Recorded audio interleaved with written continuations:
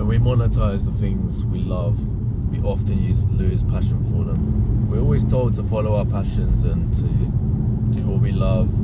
That's how we're going to live a fulfilled life. But I've seen a lot of information conflicting with this, because the moment you confuse your passions with monetary value and getting money for the things that you like doing, regardless of money, that is when the passion dies. Like, there was actually a good example of this in the Stephen Bartlett book I read recently. It's like these kids used to scream. These kids used to make so much noise outside like an old woman's house, whether it was intentional or not, but they were just loving it. They were just making so much noise, top of their lungs, screaming. And then this woman had a clever idea. She had an idea that, okay, I'm gonna go out to these little kids and I'm gonna say to them, every day you scream, I'm gonna come and I'm gonna give you £1 coin. Well, I can't remember how much she gave them, but she basically said, I'm gonna pay you to scream outside my house. And the kids were like, yeah. First day, yeah, 100%. And then I don't know how many days later it was. It was like maybe a week later or something. Maybe it was a few days later, where she basically said, oh, I haven't got any money today. Can you scream for 25p or something like that? And the kids were like, we're not doing that. I'm not gonna waste my energy for that. Suddenly, like, something they were doing for free, like they were screaming because they enjoyed it. It was just fun to them. Suddenly it became like a job for them. And then suddenly they were getting paid less to do the same job. Of course their passion was dead for it. And then after that, the kids just never came to the house. We're like, we're not doing that. We're not doing it for like 25p. Actually, I think the woman even said like, oh, I haven't got any money, can you just do it for free? So she basically reverse psychologied them. But this is an interesting point, because we always think like, oh, I would love to have a career in, you know, my passion, what my field of passion is. Like for mine, it's like, I wish I could have been a footballer. But it got me thinking, okay, I want to be a footballer, but what goes with that? I live a healthy lifestyle, so that's not the problem, but there's so many other factors. It's like I play football once a fortnight for fun, and like I love it, I enjoy it. But that's my choice. I can play when and where I like. I can play with who I like. I don't have to turn up to training every single time. I don't have to listen to a manager. I don't have to get on with players that I don't like. And you think footballers being paid like millions of pounds a month and ridiculous money, you think like it's like the perfect deal.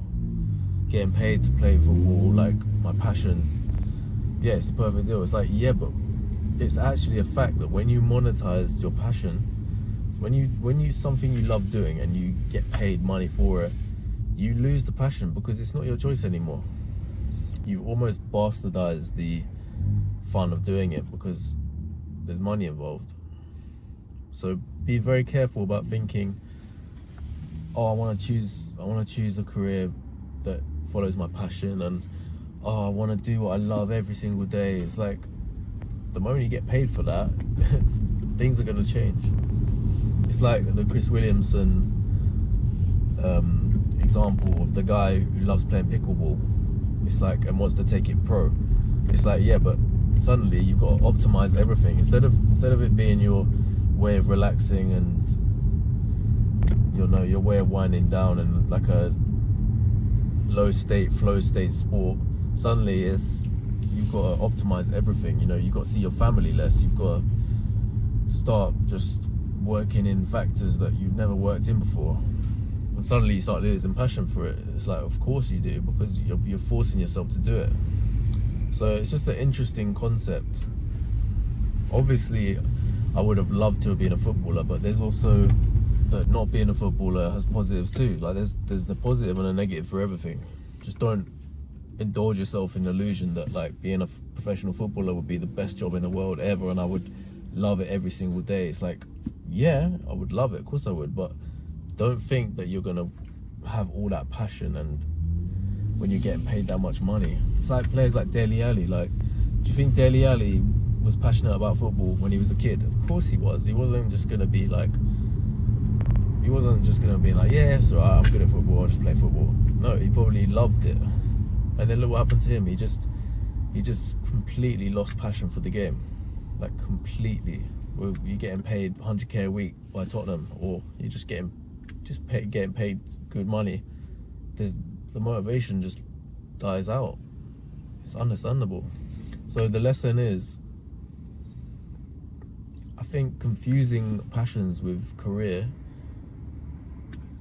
has its problems too. Everyone wants to be a footballer too.